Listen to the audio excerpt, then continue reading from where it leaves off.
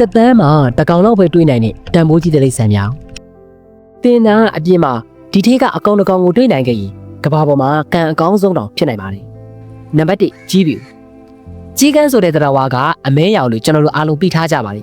ဒါပေမဲ့အဖြူအောင်ကြီးတွေလည်းရှိခဲ့ဘူးလေဆိုတာကိုသိပါသလားတမိုင်းတွေအရာအဖြူအောင်ကြီးတွေကိုစင်ပြူတော်တွေလိုပဲနန်းတွင်းထဲမှာဂယုတစိုက်တီးတီးချာချာမွေးမြူတတ်ကြပါတယ်ကြီးပြူပေါ်ထွန်းတာဟာတိုင်းပြည်အေးချမ်းမယ်မင်းကောင်းမင်းမြတ်အုပ်စိုးမယ်ဆိုတဲ့နမိတ်အဖြစ်ရှိကလေးကယုံကြည်ခဲ့ကြပါတယ်ဒါပေမဲ့ဒီကောင်လေးတွေရဲ့ဘဝကတိတ်ပြီးတော့မလွယ်ကူလှပါဘူးရန်သူတွေရဲ့တိုက်ခိုက်မှုကိုအလွယ်တကူခံရပြီးအယောင်မတူတာကြောင့်အဖွဲတဲကနေလည်းမောင်းထုတ်ခံရတတ်ပါလိမ့်ဒါကြောင့်သူတို့ကအလွန်ရှားပါပြီးအသက်တိုးကြပါလိမ့်နောက်ပြီးကြီးမတွေကအဖို့အဖြစ်လက်မခံတတ်တာကြောင့်တကောင်နဲ့တင့်လိုပဲအထီးကျန်နေတတ်ပါလိမ့်နံပါတ်2ရွှေရောင်ကြားသူတို့ကိုတော့စတော်ဘယ်ရီတိုက်ကားလို့လည်းခေါ်ကြပါလိမ့်ဒါဟာအလွန်ရှားပါတဲ့မျိုးဗီဇတစ်ခုဖြစ်ပြီးကမ္ဘာလှပဆုံးနဲ့အရှားပါဆုံးတရားဝါဒီတွေကတစ်ခုဖြစ်ပါလိမ့်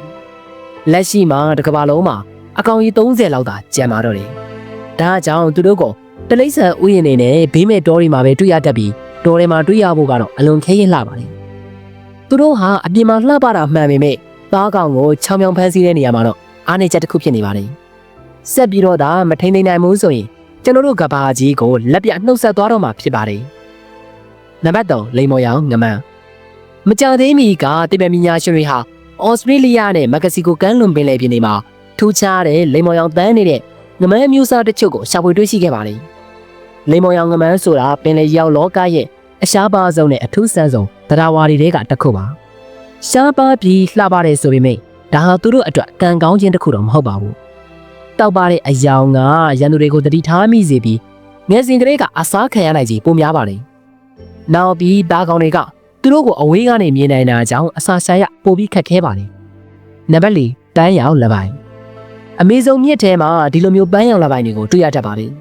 သူတို့ဟာမွေးကလေးကပန်းရောင်တော့မဟုတ်ပါဘူးမွေးကစားမှာမိကိုရောင်ဖြစ်ပေမဲ့တဘာဝပတ်ဝန်းကျင်အခြေအနေကြောင့်အခုလိုပြောင်းလဲလာတာဖြစ်ပါတယ်ဆယ်လုံရှားတဲ့အခါဒါမှမဟုတ်ခန္ဓာကိုယ်အပူချိန်တက်လာတဲ့အခါတန်းရောင်ကပိုပြီးတောက်ပလာတတ်ပါတယ်ဒါဟာလူတွေရှက်ရင်ပါးနီလာတယ်လို့မျိုးပါပဲသူတို့မှာလေပင်အယိုးတွေကတခုနဲ့တခုဆက်ဆက်မနေပဲတီးခြားစီဖြစ်နေလို့ခေါင်းကို180ဒီဂရီအထိလှည့်နိုင်ပါတယ်ညဘက်တွေမှာပန်းရောင်လက်ပိုင်းတွေဟာချောမောလှပတဲ့အမျိုးသားအဖြစ်အသွင်ပြောင်းပြီးရွာတွေကအမျိုးသမီးတွေကိုဖျန်းရောင်သွေးဆောင်တတ်တယ်လို့ဒဏ္ဍာရီတွေရှိခဲ့ပူပါတယ်နံပါတ်5အဖြူရောင်ဒေါင်းရောင်စုံအမွေးတောင်တွေနဲ့လှပနေတဲ့ဒေါင်းတွေကိုကျွန်တော်တို့အများစုကမြင်ဘူးကြပေမဲ့တကူလုံးစီးနေလို့ဖြူဖွေးနေပြီးဒေါင်းမြူတွေကိုတော့တိတ်ပြီးမြင်ရလိမ့်မရှိပါဘူးတဘာဝတော့အုပ်ထဲမှာဒေါင်းမြူတွေကိုတွေ့ရဖို့ကတော့အင်မတန်ခဲရင်ပါလေသူတို့ရဲ့ဖြူစင်တဲ့အယောင်ကြောင့်တန်ရှင်းစင်ကြယ်ခြင်းနဲ့ငင်းချမ်းရင်းရဲ့ပြရုပ်အဖြစ်သတ်မှတ်ခံထားရပါတယ်တချို့ယဉ်ကျေးမှုတွေမှာဒေါင်းမြူတွေကိုမြင်တွေ့ရတာဟာကံကောင်းခြင်းနဲ့ကောင်းကင်ဘုံကနမိတ်တစ်ခုအဖြစ်ယူဆကြပါတယ်နံပါတ်6အပြာရောင်ပဇွန်ထုတ်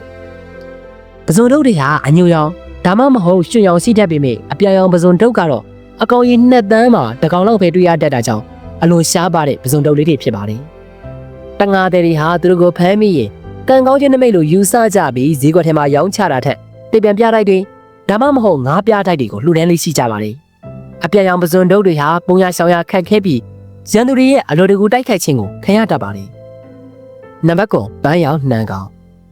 ်ကျွန်တော်တို့ပတ်ဝန်းကျင်မှာရှိတဲ့နှံကောင်တွေအားလုံးကအစိမ်းရောင်တွေကြီးပ